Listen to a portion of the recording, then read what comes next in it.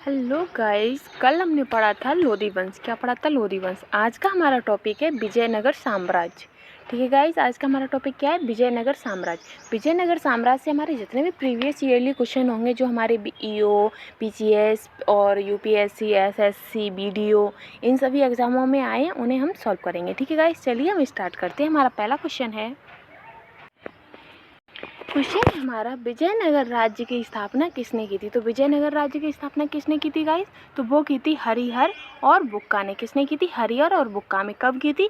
1336 में। कब की गई थी? 1336 में। और इसी को हम संगम वंश भी कहते हैं। क्या कहते हैं?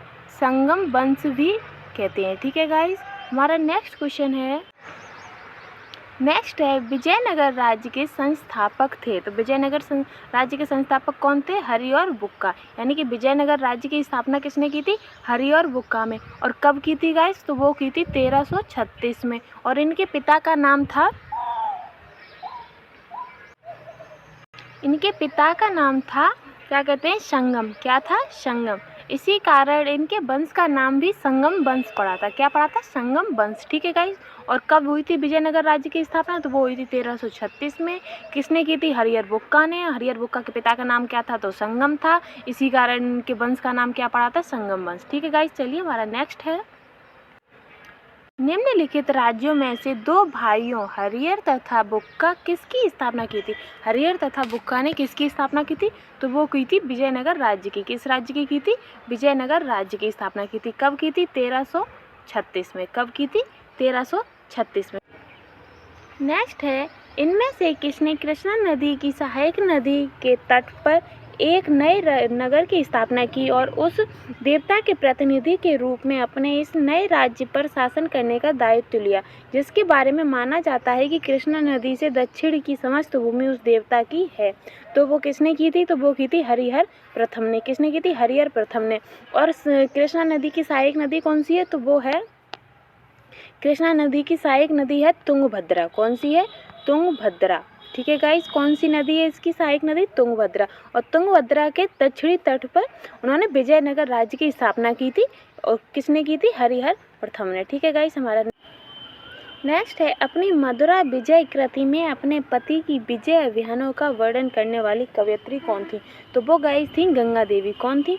गंगा देवी ने अपने पति की विजय का, मथुरा पर विजय प्राप्ति के उपलक्ष्य में उन्होंने मधुरा विजय एक ग्रंथ लिखा था, जिसमें उन्होंने अपने पति के विजय अभियानों का चर्चा किया है। क्या किया? अपने विजय अभियानों का चर्चा की है। ठीक है गाइस, नेक्स्ट है, नेक्स्ट है, विजयनगर के उस पहले शासक की पहचान करें जिसने बहमनियों से गोवा को छीना। किसने छीना था बहमनियों से गोवा को? तो वो छीना था हरिहर द्वितीय ने। किसने? हरिहर द्वितीय ने। और हरिहर द्वितीय सिंहासन पर कब बैठे थे? तो वो बैठे थे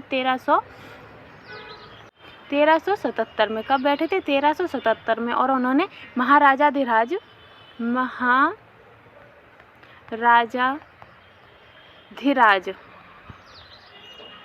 महाराजाधिराज की उपाधि धारण की थी। किसने की थी? हरिहर बुक्का ने। हरिहर द्वितीय ने किसकी? महाराजाधिराज की उपाधि धारण की थी। और 1377 में वो सिंहासन पर बैठे थे। ठीक है गाइस, नेक्स्ट है, निम्नलिखित कथनों पर विचार कीजिए। पहला है, नरसिंह सालुब ने संगम वंश का अंत किया और उसने राज सिंहासन छीनकर सालुब वंश आरंभ किया। कौन सा? नरसिंह सालुब ने सालुब वंश आरंभ किया। ठीक है, नेक्स्ट है, वीर नरसिंह ने अपने अंतिम सालुब शासक को गद्दी से उतारकर राज सिंहासन छीन लिया। ठीक, नेक्स्ट है, वीर नरसिंह के उत्तरवर्ती उनके अनुज कृष्णदेव राय थे। कृष्णदेव राय के उत्तरवर्ती उनके अर्ध भाई अच्युत देव राय थे। तो ये कथन कैसे हैं? इनमें से कथनों को सही कौन सा है? तो गाइस, ये चारों ही कथन सही है। कौन से? ये चारों ही कथन सही है। तो हमारा आंसर क्या हो जाएगा? चौथा। ठीक है गाइस, नेक्स्ट है, विजयनगर के राजा कृष्णदेव राय ने गोलकुंडा का युद्ध किस राजा के साथ लड़ा था? जो विजयनगर के राजा थे कृष्णदेव राय, उन्होंने गोलकुंडा का युद्ध किस राजा के साथ लड़ा था? तो वो लड़ा था कुली कुतुब शाह के साथ। किसे के साथ? कुली कुतुब शाह के साथ। ठीक है, अब आता है कि गोलकुंडा राज्य की स्थापना किसने की थी? तो वो की थी कुतुब शाह ने। किसने की थी? कुतुब शाह ने की थी। ठीक है, और विजयनगर के राजा कृष्णदेव राय ने गोलकुंडा पर युद्ध कर उनसे ये गोलकुंडा छीन लिया था। ठीक है गाइस, हमारा नेक्स्ट है, कृष्णदेव राय के दरबार में अष्टदिग्गज कौन थे? जो कृष्णदेव राय थे उनके दरबार में अष्टदिग्गज किसको कहा जाता था?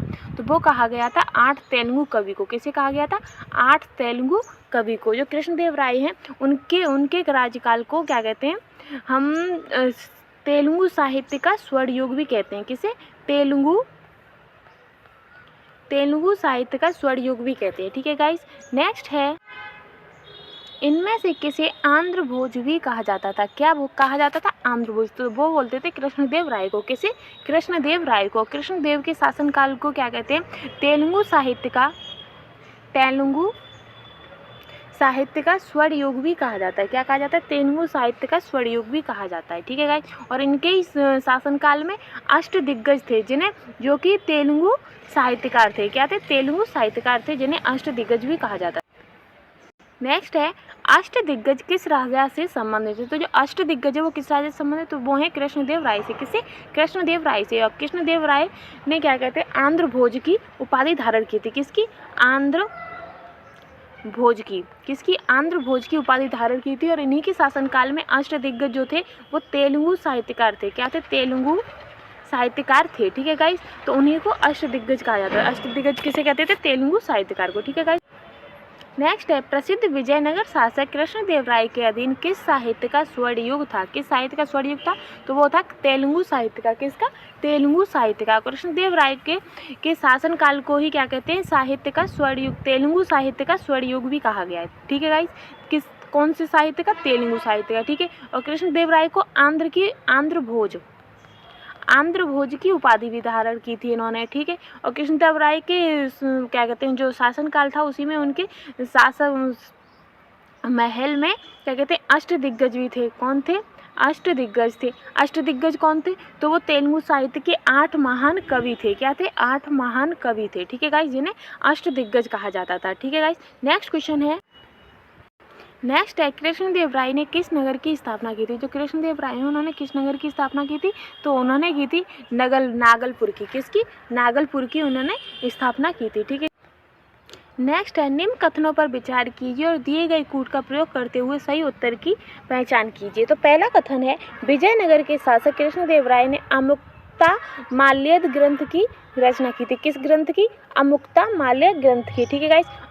कृष्णदेव राय को आंध्र भोज की उपाधि से जाना जाता था या आंध्र भोज के नाम से भी जाना जाता है। ये दोनों ही सही है गाइस। इनके दरबार को अलसानी पांडे नामक राज्य कवि सुशोभित करता था जो संस्कृत एवं तमिल दोनों भाषाओं का ज्ञाता था। तो ये वाला गलत है, ये वाला ऑप्शन गलत है। तो इसका आंसर क्या हो जाएगा? इसका आंसर हो जाएगा कथन 1 और 2 सही है। कौन सा कथन?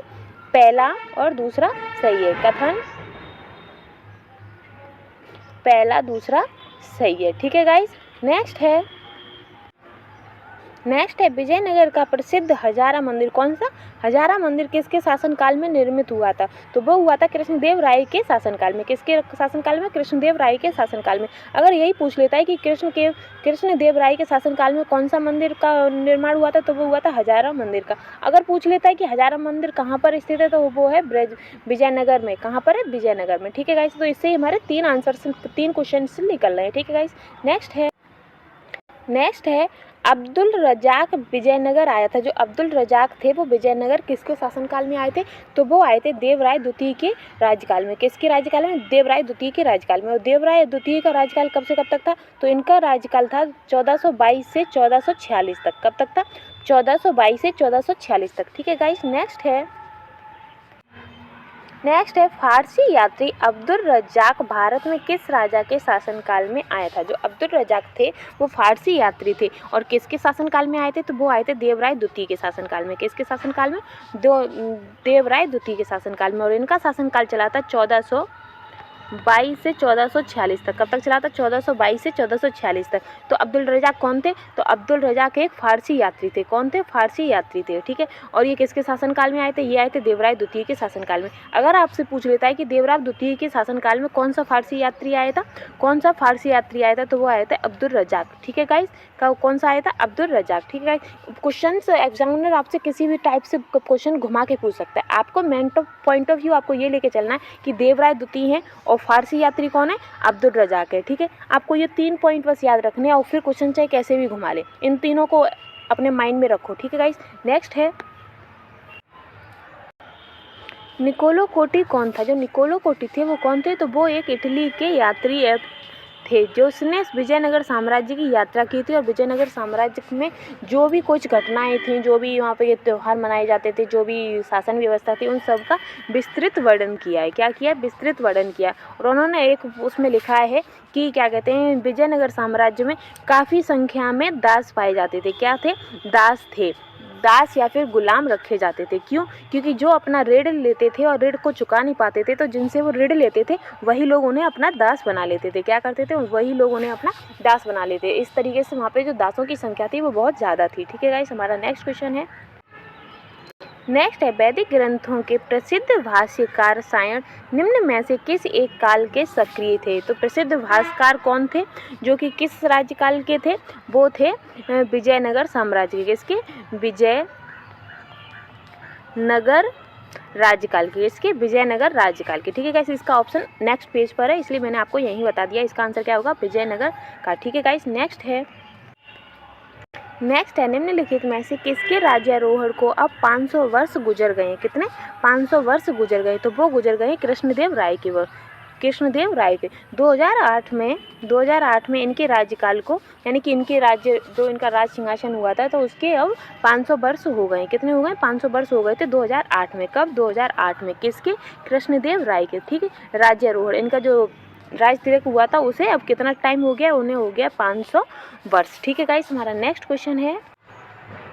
नेक्स्ट है, 1565 में कौन सा प्रसिद्ध युद्ध हुआ था? यानी कि 1565 में कौन सा युद्ध हुआ था? तो वो हुआ था तालीकोटा का युद्ध। किसका युद्ध हुआ था? तालीकोटा का युद्ध। और कहाँ पर हुआ था? तो ये हुआ था विजयनगर में। कहाँ हुआ था? विजयनगर में। ठीक है, और उस टाइम पे विजयनगर का शासक कौन था? तो उस टाइम पे विजयनगर का शासक था शिवराय। कौन था? शिवराय, सदाशिव राय। कौन थे? सदाशिव राय। ठीक है गाइस, और सदाशिव राय किसके थे? विजयनगर के। कब थे? 1565 में, जब तालीकोटा का युद्ध हुआ था उस टाइम पे सदाशिव राय क्या कहते हैं, विजयनगर के राजा थे। ठीक है गाइस, और लेकिन जो उसकी जो सत्ता की और उनकी सेना की जो सबसे ज़्यादा पकड़ थी वो उनके सेनापति की थी। किसकी थी? सेनापति की। ठीक, और वास्तविक शक्ति जो वो राज्य था उस टाइम पे, तो वास्तविक शक्ति उनके मंत्री राम राय के हाथों में थी। किसके हाथों में थी? राम राय के हाथों में थी। और राम राय एक कुशल सैनिक था। क्या था? कुशल सैनिक और कुशल शासक था। ठीक है गाइस, कुशल सैनिक। सन 1565 में कौन सा प्रसिद्ध युद्ध हुआ था? तो वो हुआ था तालीकोटा का युद्ध। किसका युद्ध हुआ था? तालीकोटा का युद्ध। और कहाँ हुआ था? तो वो हुआ था विजयनगर में। कहाँ हुआ था? विजयनगर। उस टाइम पे विजयनगर के राजा कौन थे? तो उस टाइम पे विजयनगर के राजा थे सदाशिव राय। कौन थे? सदाशिव राय। ठीक है गाइस, और वहाँ का जो मंत्री था राम राय। कौन थे? राम राय, जिनके हाथों में ही सारी शक्ति और सारी सत्ता थी। ठीक है गाइस, और वो एक कुशल शासक भी थे। नेक्स्ट है, विजयनगर के शासक कृष्णदेव राय की कराधान व्यवस्था से संबंधित निम्नलिखित कथनों पर विचार कीजिए। पहला है, भूमि की गुणवत्ता के आधार पर भू राजस्व की दर नियत होती थी। सही है। कारागारों के निजी स्वामी एवं उद्योग कर थे।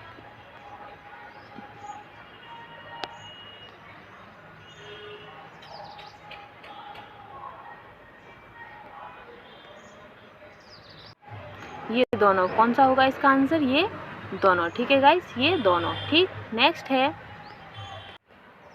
नेक्स्ट है निम्नलिखित में से किस स्थान के खड़हर विजयनगर की प्राचीन राजधानी का प्रतिनिधित्व करते हैं? खड़हर विजयनगर की प्राचीन कौन करता है? तो वो करता है हम्पी। कौन करता है? हम्पी। और हम्पी में ही एक विश्व प्रसिद्ध एक मंदिर है जिसका नाम है विरूपाक्ष। कौन सा है? विरूपाक्ष, जो यूनेस्को में, जिसकी विरूपाक्ष मंदिर है जो विश्व की यूनेस्को की विश्व विरासत धरोहर में शामिल है। किसमें? विश्व विरासत धरोहर में शामिल है।